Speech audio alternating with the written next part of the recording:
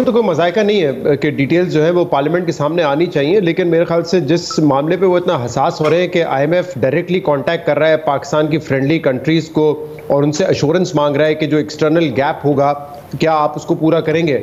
मुझे नहीं लगता ये पहली मर्तबा हो रहा है और इसका मामला सिर्फ केयर टेकर से है कि कमज़ोर केयर टेकर गवर्नमेंट है, इसलिए जो है आईएमएफ उनसे रब्ता कर रहा है। जहाँ तक मुझे याद है, जब मिफ्ता इस्माइल साहब डील कर रहे थे आईएमएफ से और उसके बाद इसाक डार साहब डील कर रहे थे और एक्सटर्नल गैप का मामला था और पाकिस्तान बार बार कह रहा था कि हमें फ्रेंडली कंट्री से पैसे मिल जाएंगे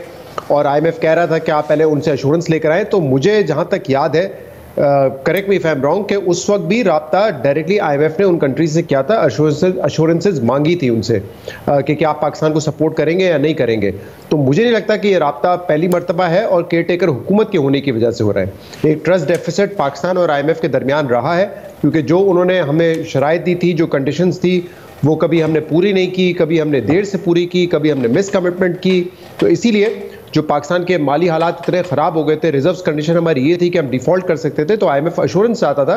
और अब भी चाहता है कि जो एक्सटर्नल गैप हमारा होगा वो हमारे दोस्त ममालिक पूरा करेंगे या नहीं करेंगे। तो इस सिलसिले में मेरे ख्याल से उन्होंने डायरेक्टली रब्ता किया है हमारे जो पाकिस्तान की फ्रेंडली कंट्रीज़ हैं उनसे। लेकिन अच्छी मेरे ख्याल से खबर ये है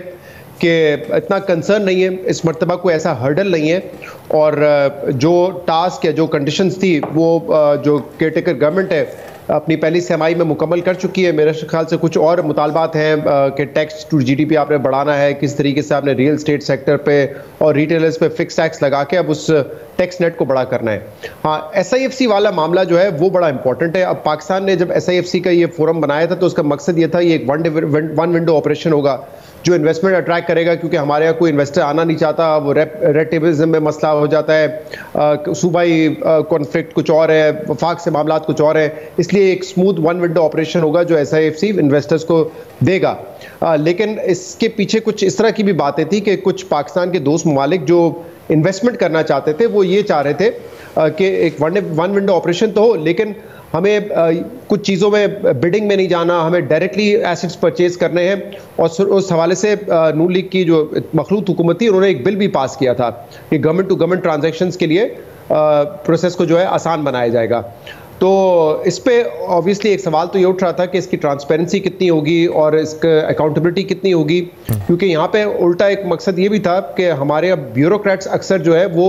फाइलें आगे प्रोसेस नहीं कर रहे होते, वो खुद इस खर्चे में होते हैं कि शायद बाद में कोई नैब का केस ना बन जाए या कोई और मामला ना हो जाए। तो एसआईएफसी उसको चीज़ को अश्योर कर रहा था उल्टा कि ये ऐसे मामला नहीं होंगे, क्योंकि ये फोरम जो है वो सारे डिसीजंस लेगा। बट इस पे भी ये बात दुरुस्त है कि ट्रांसपेरेंसी जितनी हो वो बेहतर है। बट मेरे ख्याल से इससे ज़्यादा इंपॉर्टेंट सवाल जो हम पूछ रहे हैं और आने वाले वक्त में होगा कि एसआईएफसी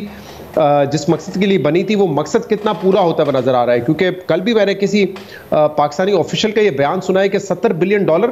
पाकिस्तान में आने वाले हैं। तो अगर $70 बिलियन आने वाले हैं तो कब आने वाले हैं, किस मद में आएंगे, ये फिगर्स कोट कर देना बड़ा आसान होता है, लेकिन हमें रियलिस्टिकली देखना है कि क्या हमारी इकोनॉमिक स्टेबिलिटी उस लिहाज की है, क्या सियासी पॉलिटिकल स्टेबिलिटी है जिसकी वजह से इन्वेस्टर पाकिस्तान आना चाहेंगे या नहीं आना चाहेंगे। तो मेरे ख्याल से जो टेस्ट होगा वो यही होगा कि एसआईएफसी कितने पैसे दोस्त ममालिक से अट्रैक्ट कर सकता है।